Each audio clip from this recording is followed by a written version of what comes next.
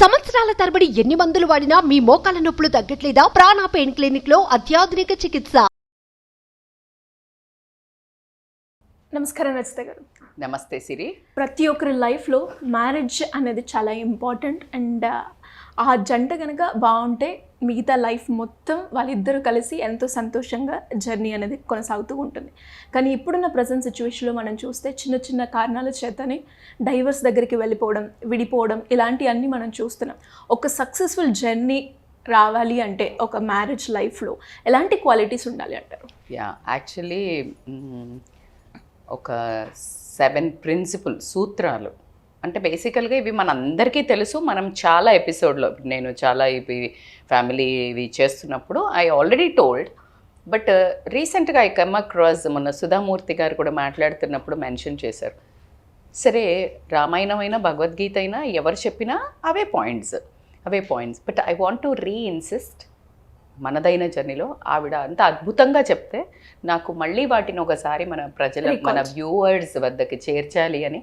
చేరనట్టయితే, ఒకవేళ తనని చూసినట్టయితే ఇంకా అద్భుతంగా ఇలా 10 మంది చెప్తే కూడా వినాలనిపిస్తుంది కదా.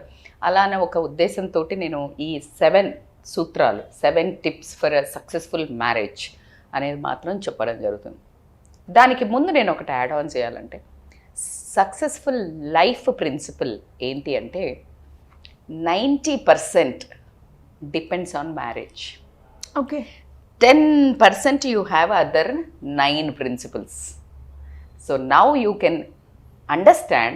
మీ అవగాహనకే వదిలేస్తున్నా. ఇప్పుడు నేను చెప్పబోయే 6-7 టిప్స్ ఏవైతే ఉన్నాయో అవి మరి ఫాలో అవ్వాలా వద్దా? పెళ్ళి చేసుకోవాలి అని అనుకుంటే వీటన్నిటికీ రెడీ ఉండి మొదలు పెట్టాలా వద్దా? ఆల్రెడీ నువ్వు మ్యారేడ్ లైఫ్లో ఉంటే ఏదైనా అవకతవకలు జరుగుతుంటే మరి ఇవి పాటిస్తున్నామా లేదా అని గనక నువ్వు ఒక్కసారి ఎష్యూరెన్స్ చేసుకుంటే కనుక I think this will help like ఒక చిన్న గైడ్ లాగా. సో ఏంటి అని అంటే కనుక సిరి, ఫస్ట్ పెళ్లి చేసుకున్నాక ఎవరైనా ఎందుకు చేసుకుంటారు? పెళ్ళి ఎందుకు చేసుకుంటారు చెప్పు ఒకసారి. ఒక సపోర్ట్ జీవితాంతం మనకి కావాలి, ఒక తోడు, నీడ, ఆనందం, సంతోషం ఇంకొక మనిషితో పంచుకోవడానికి, కష్టం, సుఖం. సో అలా ఏదైతే పంచుకోవాలని అనుకుంటుంటే అది ఇప్పుడు అందుకే ఒక జోక్ కూడా వస్తుంది. ఇప్పుడు అమ్మాయిలు ఎక్కువ పెళ్ళి సెటిల్ అవ్వగానే షాపింగ్లు, లెహంగాలు, డిజైనర్స్, ప్రీ వెడ్డింగ్ షూట్స్ ఇట్లా ఎక్కువ టైం స్పెండ్ చేస్తున్నారు కదా. సో ఏమంటున్నారు తెలుసా, ఒక కామెడీ విన్నారో లేదో మీరు, ఏంటి వీటితో పాటు హస్బెండ్ కూడా వస్తాడు అని జోక్ వస్తుంది. అంటే పెళ్ళి అనగానే ఎక్సైటింగ్ అయిపోయి నేను ఇలా ఫోటో షూట్స్ చేయొచ్చు, ఇలా పోజులు ఇవ్వచ్చు అని ఎత్తుక్కొని పెట్టుకుంటున్నారు. సో ఇది ఎంత ఇంట్రెస్టింగ్గా ఉందో, దాంతోపాటు ఎవరు వస్తారు? మొగడు, which last for life. So కాబట్టికే ఈ excitement okay, I'm happy for that. But at the same time దాంతోపాటు ఇంతే బ్యూటిఫుల్గా జర్నీ స్టార్ట్ అవుతుంది చూసావా, అది కొనదాకా కంటిన్యూ అవ్వాలి అని అంటే మరి ఫాలో అప్ ఉండాలా వద్దా? ఖచ్చితంగా. ఇప్పుడు సన్నగా అయితే as a life style coach అది ఆటోమేటిక్గా వచ్చేస్తుంది అయినో మళ్ళీ. సో సన్నగా అయింది మళ్ళీ మెయింటైన్ చేయాలి అంటే నువ్వు ఫాలో అప్ అంతేలాగా అట్లాగా మెయింటైన్ చేస్తూ న్యూట్రిషియస్ ఫుడ్, ఎక్సర్సైజ్ ఇవన్నీ ఉండాలా వద్దా? సేమ్ అట్లనే anything if you want to maintain for long term you need to follow some guidelines. అప్పుడైతేనే అది సమంగా సాగడం జరుగుతుంది. మరి అది ఏంటి మేడం అంటే కనుక, ఫస్ట్ ద మోస్ట్ ఇంపార్టెంట్ అని కూడా చెప్తాను నేను. ఫస్ట్ యాక్సెప్టెన్స్ లెవెల్స్ పెంచుకోవాలి. యాక్సెప్టెన్స్ లెవెల్స్ అంటే ఏంటి అంటే అంటే అంగీకరించటం. అంటే నేను ఇప్పుడు సిరి ఇలా ఉంటుంది, సిరికి తొందరగా కొంచెం అవ్వగానే ఏడుపు వచ్చేస్తుంది. కానీ ఇంకొక భర్త ఉంటే తనకి నేనున్నాను అనుకో, ఒకవేళ నాకు ఎవరైనా ఏమన్నా అన్నా కూడా నేను ఇట్లా వెళ్తాను. సో నువ్వు బండ అంటే నువ్వేం, నీకు అసలు ఫీలింగ్స్ లేవు, ఈయన అసలు మనిషిలాగా కాదు, నువ్వు ఊకే ఏడుపు ముఖం ఏడుస్తుంది అట్లా ఉండదు. Everybody has their own feelings. So every expression is different, ఏంటి యూనిక్. సో కాబట్టి ఫస్ట్ యాక్సెప్టెన్స్ అనేది చాలా ఇంపార్టెంట్. నేను అనుకున్నట్టు నువ్వు ఉండాలి అనేది స్టాప్ చేయండి. ఎందుకు ఉంటారు? ఎప్పుడు ఉండాలి అనుకుంటాము? బియాండ్ ఒక పారామీటర్స్ దాటి నీ మ్యారిటల్ లైఫ్కి, నీ ఎకనామికల్ లైఫ్కి, నీ పీస్ఫుల్ లైఫ్కి భంగం కలిగించేటప్పుడు ఈ బోత్ ద జెండర్స్ గనక యాక్ట్ చేస్తుంటే దెన్ వీ డోంట్ యాక్సెప్ట్. అక్కడ వరకు ఓకే. బట్ నార్మల్ రేంజ్లో ఉన్నప్పుడు మాత్రము చిన్న చితక ప్రతిదీ నీకు అనుకూలంగా డ్రెస్ వేసుకో, నీకు అనుకూలంగా ఉండు, నువ్వు అనుకూలమై అలా గనక ఎప్పుడైతే నువ్వు బంధించడం మొదలు పెడతావో అది చాలా దూరం నడవదు. ద ఫస్ట్ ఫోర్మోస్ట్ ఇంపార్టెన్స్ ఏంటి అంటే యాక్సెప్టెన్స్ అనేది, అంగీకరించడం. ప్రతి మనిషిని ఇలాగ ఉంటారో నేను యాక్సెప్ట్ చెయ్యాలి, మార్చే ప్రయత్నం చెయ్యకు నువ్వు. అది నీ జర్నీ వేస్ట్, నీ లైఫ్ జర్నీ వేస్ట్ అవుతుంది. Second but not the least and second ఏంటి అని అంటే ఫ్రీడమ్ బేసికల్గా మనకి ఎంబట పెళ్ళి కాగానే పెళ్ళికి ముందు అదే భార్య అదే భర్త సరదాగా ఫ్రెండ్స్తో పోయినా, సరదాగా ఇక్కడికి పోయి ఫొటోస్ పెట్టినా, అబ్బా ఎంత బాగుంది పో ఇట్లా అంటే నీ అమ్మ నాన్నల ఇంట్లో ఉన్నప్పుడు ఎట్లా పడితే అట్లా తిరగవచ్చు. నీ దగ్గర రాగా నువ్వెందుకు బంధిస్తున్నావు? అమ్మ నాన్నల ఆ మినిమం స్వేచ్ఛ ఇచ్చినా కూడా వాళ్ళు బాగానే ఉన్నారు కదా. సో ఎవరిని మాత్రం ఫ్రీడమ్గా ఎంత వదిలితే విచ్చలవిడితనం వేరు. నేను అనేది general average freedom and space నువ్వు గనక ఇచ్చినట్టయితే బంధాలు బలపడతాయి అనేది ఒక నానుడి కాదు, అది వాస్తవంగా నేను సైకాలజీలో ఎంత చూసినా కూడా that is one of the main important ingredient. Give little space and freedom to the each other, ఎవరికైనా ఈచ్. అండ్ అన్నిటికంటే ఎస్పెషల్లీ లేడీస్కి అని చెప్తాను నేను, మగాళ్ళకు కోపం వచ్చే పని, ఆడవాళ్ళను హర్ట్ చేసే పని disrespect. So respect is the key. ఆడవాళ్ళకి ప్రేమ అంటే ఏంటి తెలుసా? గౌరవం ఇవ్వడం. దీనికి షారుఖ్ ఖాన్ది నేను రీసెంట్గా ఒక వీడియో చూసిన. So somebody was saying Shahrukh like how it is possible that like still these many years అయినా నీ girl that is your wife Gauri and all అందరి లేడీస్కి నువ్వు అంటే ఎందుకంత పిచ్చి, దట్ వార్మ్త్, ఇష్టం. ఆయన మీద ఉండేది క్రేజ్ కాదు, ఆయన మీద ఉండేది ఇష్టం అని ఆమె క్వశ్చన్ చేస్తే the one amazing answer he has given which I really got spellbound. Respect. I respect women though it might be my wife లేకపోతే గర్ల్ అంటే నా గర్ల్ ఫ్రెండ్ అవ్వనివ్వండి, నా వైఫ్ అనివ్వండి, ఎవరైనా పక్కింటమ్మ, ఎవరైనా సరే నేను రెస్పెక్ట్ చేస్తాను. సో ఆడది కోరుకునేది ప్రేమ అనే పదములో ఉండే హిడెన్ మీనింగ్ ఏంటి అంటే రెస్పెక్ట్. సో అలాగే సేమ్ మెన్ కూడా ఎంత అయినా భరిస్తాడు. అదే డిస్రెస్పెక్ట్గా నువ్వు ఒకళ్ళ ముందు తీసి చూడ, ఎవరి ముందు ఆయన ఎప్పుడైనా ఒక మాట అంటే వాళ్ళకి సుర్రుమని కోపం ఈగో తన్నుకుంటూ వస్తుంది మొగోళ్ళకు కూడా. So respect is the key in life. And respect కూడా ఎలా అంటే సిరి, ఇప్పుడు నీకు ఒక హాబీ ఉంటుంది, నాకు ఒక హాబీ ఉంటుంది. నువ్వు అదేం హాబీ లేదు, నీకు చికెన్ ఇష్టం, నాకు ఎగ్ ఇష్టం, వద్దు నువ్వు మార్చు. Respect each other likes and hobbies. ఎప్పుడైతే ఆ స్పేస్లో ఉంచుకుంటామో అప్పుడు ఈ గొడవలు రావడం అనేది అయితే తగ్గడం జరుగుతుంది. లాస్ట్ అంటే లైక్ నీకు ఈ వీటిలలో కరెక్ట్ అనిపిస్తున్నాయా లేదా? ఎక్కడ గొడవలు వస్తాయి?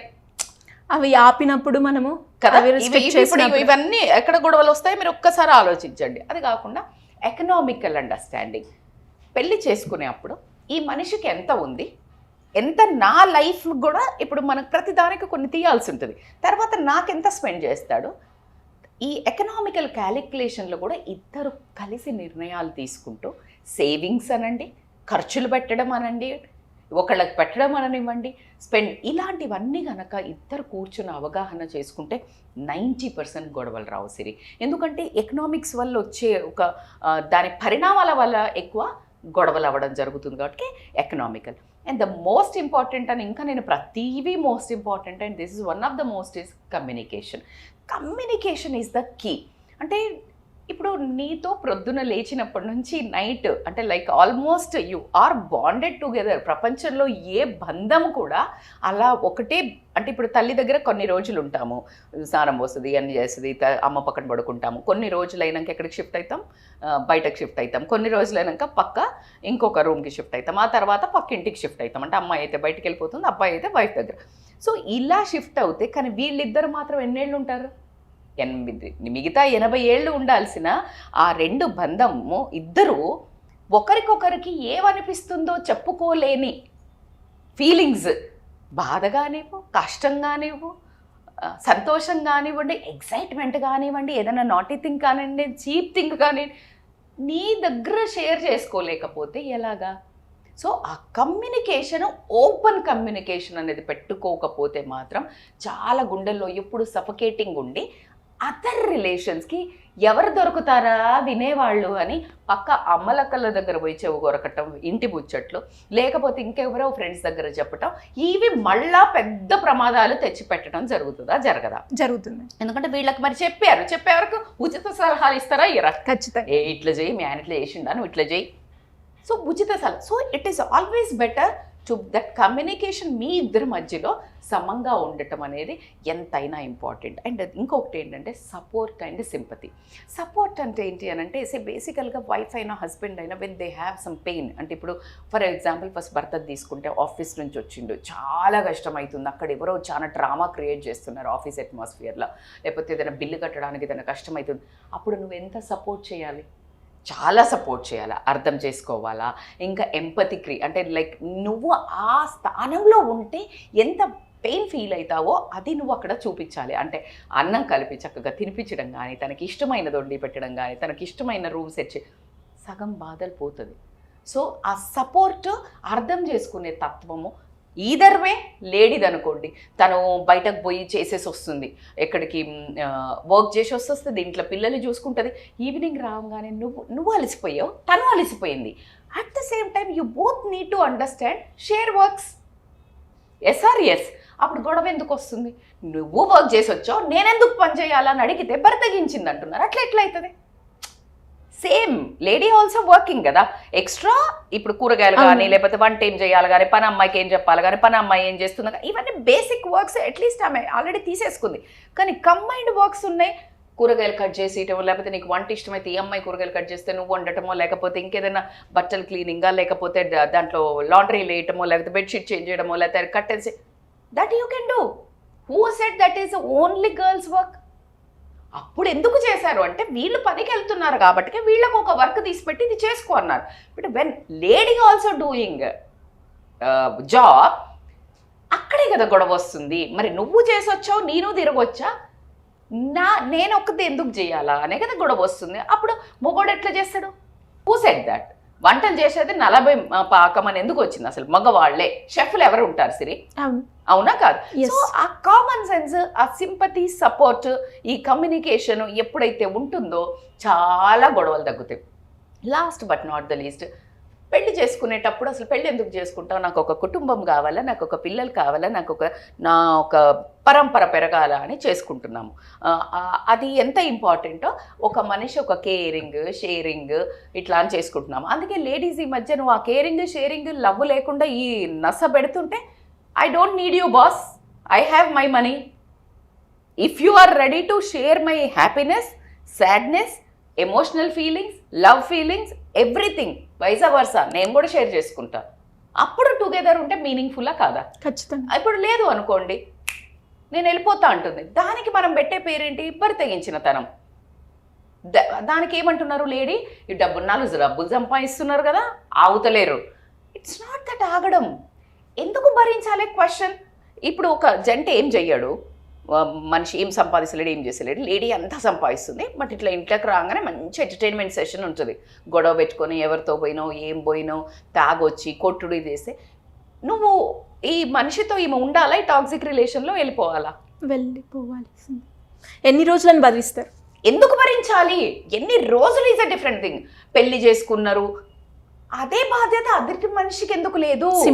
సిమిలర్లీ నువ్వు నీ ఫ్యామిలీని వదిలేసి నువ్వు బానిసలాగా దేనికో తయారై దోస్తులకు ఇంపార్టెన్స్ ఇచ్చి, నువ్వు తాగుడికి ఇంపార్టెన్స్ ఇచ్చేసి బయట తిరుక్కుంటా, నువ్వు రూపాయి సంపాదించకుండా ఈమె తెచ్చిన పైసల్లో ఎక్స్ట్రా సైడ్ ఎఫెక్ట్ ఏంటంటే నువ్వు టాంటింగ్ చేసుకుంటా, ట్యాంట్రమ్ చూపించుకుంటా, ఈ రోజు ఏమవుతుందా అని ఒక రోజుకు ఒక రోలర్ కోస్టర్ లైఫ్ లాగా ఉన్నప్పుడు, why she has to be there in toxic relationship?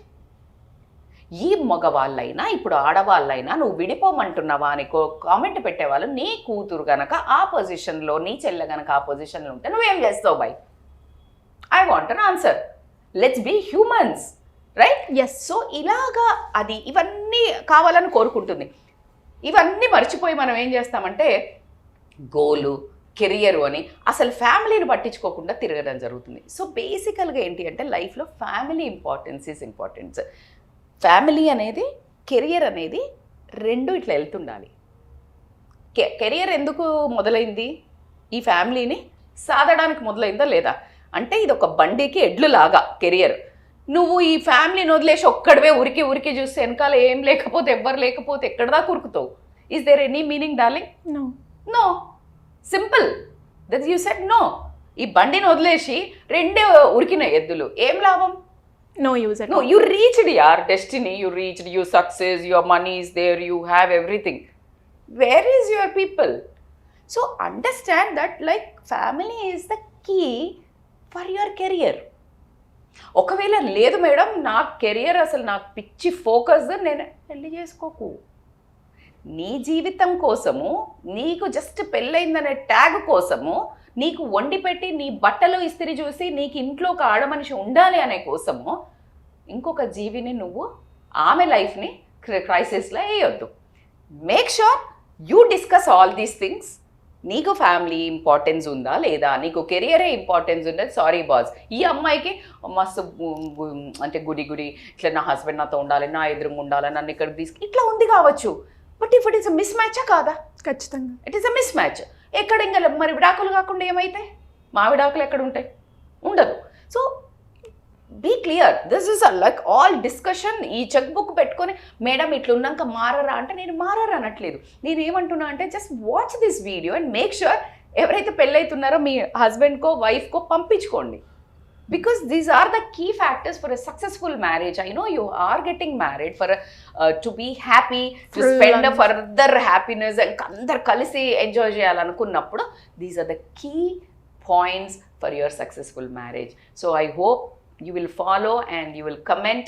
ఎవరైతే కొత్త పెళ్లి చేసుకున్నారో ఒకసారి అబ్బాయిలు అమ్మాయిలు బాగా చూడండి. ఖచ్చితంగా ఈ వీడియో చూసి ఆ 7 సూత్రాలు ఏవైతే ఉన్నాయో షేర్ కూడా చేయండి, వేరే వాళ్ళకి కూడా యూజ్ అవుతాయి. ఎవరైతే కొత్తగా పెళ్లి చేసుకోబోతున్నారో పాత పెళ్లి వాళ్ళు కూడా మార్పు మానవ సహజం, మారితే ఇంకా హ్యాపీగా ఫీల్ అవుతుంది. అమ్మయ్య నా కష్టాలకు ఇన్ని రోజులని హస్బెండ్ బాధపడుతుంటే భార్య అయినా, హస్బెండ్ అయినా భార్య బాధపడుతుంటే భార్య అయినా చాలా హ్యాపీగా ఫీల్ అవుతారు. Make it viral. Thank you madam, thank you so much. Thank you so much Siri. Suman టీవీలో మీ పర్సనల్ అండ్ బిజినెస్ ప్రమోషన్స్ కోసం కింది నెంబర్కి కాంటాక్ట్ చేయండి.